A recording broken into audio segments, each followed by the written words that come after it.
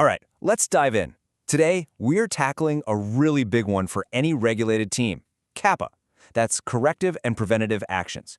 We're going to talk about how to build a CAPA process that actually fixes things, instead of just creating a giant pile of paperwork. Let's get to it. So, does this whole scene sound a little too familiar? The auditors are on their way, and you've got to prove you fixed some big problem. And that's when the mad dash begins, right? You're pulling a failed test result from some spreadsheet over here, digging up the root cause analysis from a Word doc over there, trying to find the actual fix in a totally separate task manager, and then you're sifting through old email threads, just praying you can find the preventive action somebody promised to take. You're basically stitching all these artifacts together from like 4 different systems, and you're just crossing your fingers that the story holds up. Look, that isn't a quality process, that's an archaeological dig. And this exact fragmentation is why so many CAPA systems just don't work.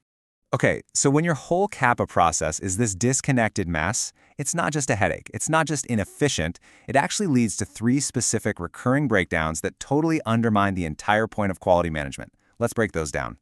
First up, you get these really shallow root causes. And it makes sense, right? The person doing the analysis doesn't have the real data right in front of them, so they just end up describing the symptom, not the actual disease. Second, verification just gets skipped or, rubber stamped. Why? Well, because the person who's supposed to verify the fix can't easily connect the dots to see what really changed.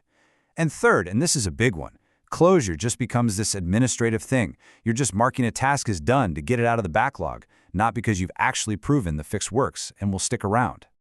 So what's the fix for all this? The core idea is actually pretty simple, but it is an absolute game changer. CAPA only works when it's directly connected to the quality data it's supposed to be fixing. We're talking failed tests, requirements, risk assessments, the whole audit trail. It's about making that shift from a bunch of fragmented tools to one truly integrated ecosystem.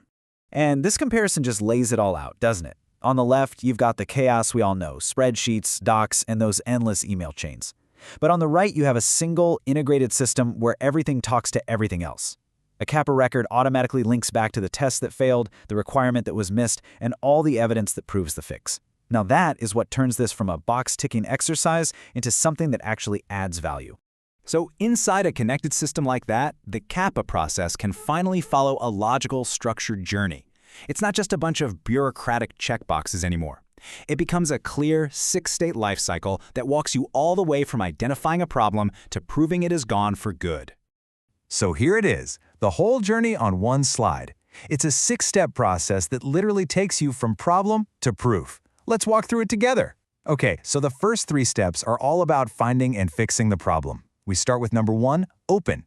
This is the formal, hey, something's wrong here, we need to look at this. Think of it as triage, You assess the problem and figure out how urgent it is. Then we move to number 2, investigation. This is the deep dive where the team really hunts for that true root cause. After that, it's number 3, in progress, which is exactly what it sounds like. The team is actively building and implementing the fix. Now these last 3 steps, this is where the proof comes in. This is all about proving that the fix actually did its job. At step 4, verification, you're gathering hard evidence. You're rerunning that failed test to show that it passes now. Once all that technical work is done, we hit step 5, resolved. But, and this is so important, it's not over yet. The final step, number 6, is closed. This is where an independent quality reviewer comes in and signs off on the entire thing, making that CAPA a permanent, solid part of your quality record. So, when that auditor shows up and starts digging through your records, what are they really looking for? Well, it pretty much boils down to 5 key fields. If you get these right, you're going to be well on your way to having a totally bulletproof CAPA process. Here they are, the big 5. You've got to nail the root cause, take immediate containment action, implement a solid corrective action to fix the bug, establish a preventive action so it never happens again, and finally, run an effectiveness check to prove your fix actually worked. Now let's zoom in on what might just be the most important one of them all.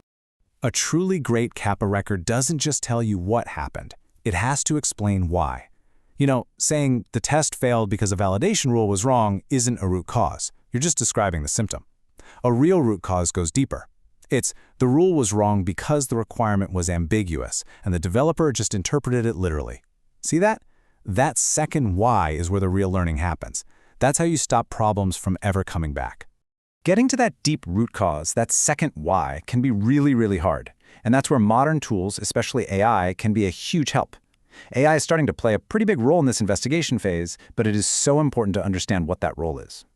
Think of AI as an accelerator, not a replacement for your team's expertise. The key here is that it's a partnership.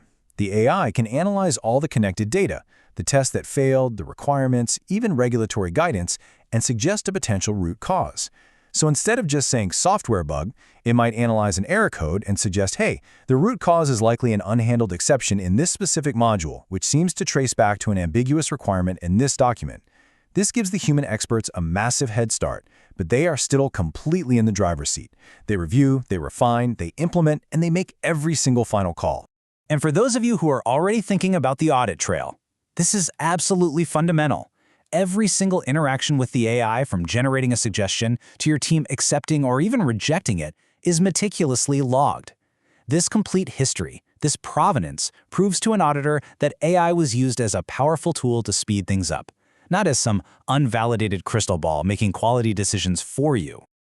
This brings us to the final, and you could argue, the most important part of this whole process, making sure that everything you've done is solid, defensible, and totally ready for an audit. And it all hinges on one critical distinction in that CAPA lifecycle. The difference between resolved and closed is a massive governance control. Resolved just means the person who implemented the fix thinks their job is done. But closed? That means an independent, authorized reviewer agrees with them. They've checked the evidence, they've confirmed the effectiveness check passed, and they have formally signed off on the whole thing. This separation of duties is exactly what auditors want to see. It proves that the person who did the work isn't also the only person judging if it was successful. And that really brings us to a final, pretty powerful idea. So often teams get it in their heads that the goal of a quality system is to have zero CAPAs, but that's not it at all. A mature, confident quality system isn't afraid of finding problems. The real goal is to have a CAPA process that's strong enough to actually fix those problems and make sure they never, ever happen again. So I'll just leave you with this one question to think about. Take a really hard look at your own CAPA process and ask yourself, is it truly designed to fix underlying problems, or has it kind of devolved into an exercise in just closing tickets? The answer to that question makes all the difference. Thanks for joining me.